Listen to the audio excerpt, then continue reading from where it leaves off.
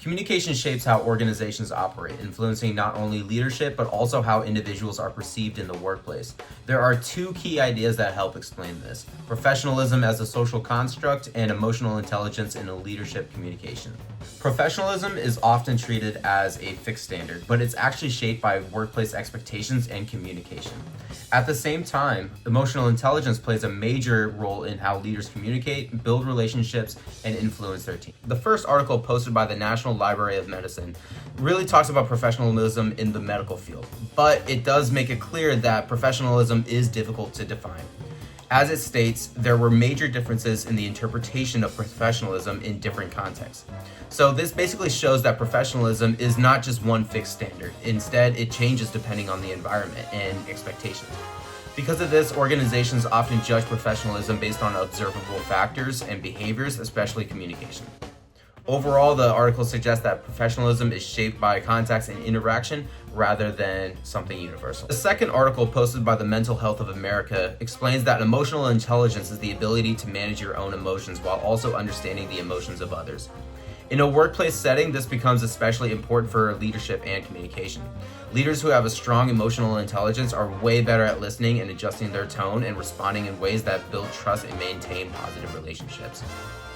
The article also highlights that emotional intelligence includes things like self-awareness, empathy, and social skills, all of which directly affect how people communicate with each other.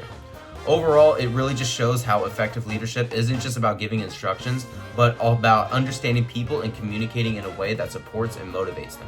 An example of both professionalism as a social construct and emotional intelligence in leadership can be seen during the movie Whiplash.